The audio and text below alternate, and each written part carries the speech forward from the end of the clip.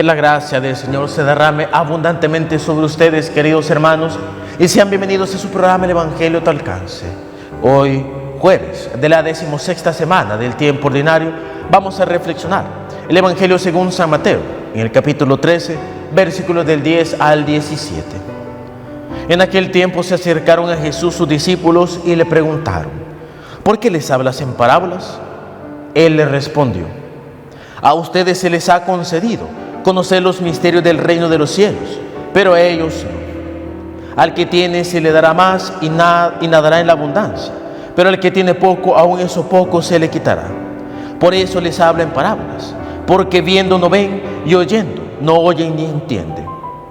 En ellos se cumple aquella profecía de Isaías que dice: ustedes oirán una y otra vez y no entenderán, mirarán y volverán a mirar, pero no verán, porque este pueblo ha endurecido su corazón, ha cerrado sus ojos y tapado sus oídos, con el fin de no ver con los ojos, ni oír con los oídos, ni comprender con el corazón, porque no quieren convertirse, ni que yo los salve.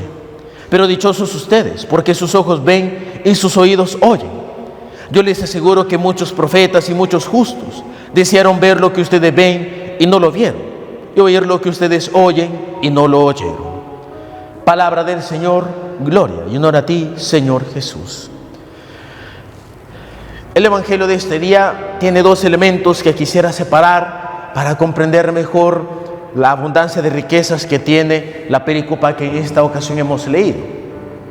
Esta es una de las consecuencias y pasajes consecuentes del que hemos leído el día anterior, en donde Jesús narra la parábola del buen sembrador que va sembrando semilla por diferentes campos.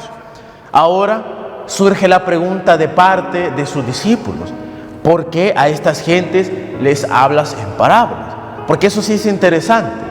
Jesús, cuando predica a la muchedumbre, siempre utiliza un lenguaje sencillo, un lenguaje prácticamente de parábolas, de imágenes, porque recordemos que en muchas culturas, incluyendo nuestra cultura latinoamericana, lo importante y lo que nos ayuda a entender las cosas son las imágenes, las comparaciones, ejemplos más gráficos que enseñanzas de conceptos. Pues bien, el Señor entiende eso y les dice que a ellos, a los discípulos, como han sido escogidos y la gracia del Señor les acompaña, su entendimiento y su comprensión es mayor que las demás personas. Y por eso Jesús con ellos ya empieza a utilizar un lenguaje un poco más específico, mientras que con las demás personas cuyo conocimiento y su capacidad es menor a la que tienen los discípulos, entonces Jesús aprovecha y les habla a través de ejemplos, les habla a través de parábolas. Lo podemos comparar nosotros, por ejemplo, en la diferencia que hay de la forma de enseñarle, por ejemplo, a alguien de una educación básica o de educación universitaria superior, a, por ejemplo, un niño que está en parvularia o en kinder.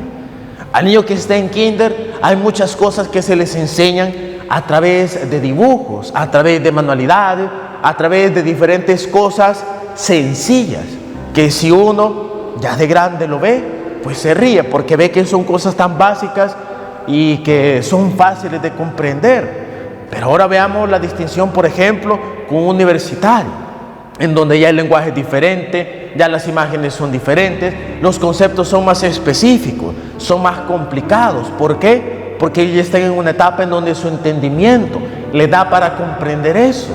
Y jamás se nos pondría a nosotros a pensar enseñar a niños de parvularia como a jóvenes universitarios.